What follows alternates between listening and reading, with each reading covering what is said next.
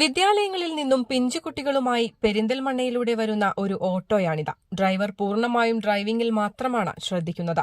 അത് നല്ലത് തന്നെ. എന്നാൽ കുഞ്ഞുങ്ങളുമായി പോകുമ്പോൾ വാഹനമോടിക്കുന്നതിന് മുൻപ് അവരുടെ സുരക്ഷിതത്വം ഉറപ്പാക്കേണ്ടത് ഡ്രൈവറുടെ കടമയാണ്. കുട്ടികളെ ശ്രദ്ധിച്ചേ പറ്റൂ.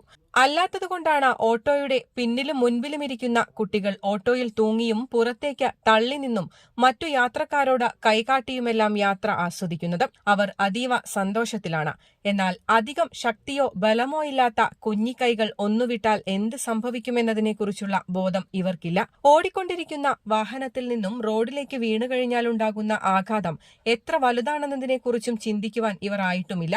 ചെറിയ തോതിൽ ഒന്ന് ബ്രേക്ക് പിടിച്ചാൽ പോലും വൻ അപകടങ്ങൾ സംഭവിച്ചേക്കാവുന്ന തരത്തിലാണ് ഈ യാത്ര. നിത്യവും റോഡരികിൽ വാഹന പരിശോധനകൾ നടത്തുന്ന മോട്ടോർ വാഹന വകുപ്പിന്റെയും പോലീസുകാരുടെയും ഒന്നും ശ്രദ്ധയിൽപ്പെട്ടിട്ടില്ല ഇങ്ങനെയൊരു യാത്ര.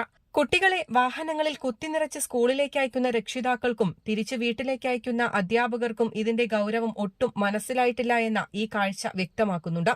അപകടങ്ങളും പൊലിയുന്ന ജീവനുകളും കൂടി വരുമ്പോൾ അല്പമെങ്കിലും നമുക്കും ശ്രദ്ധിക്കാം.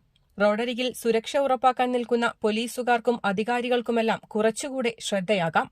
News desk, Valluvanad news.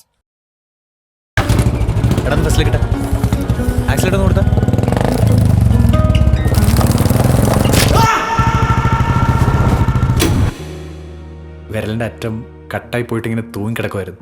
മുറിച്ച് കളയണമെന്നാണ് കൊണ്ടുപോടത്തൊക്കെ പറഞ്ഞത്.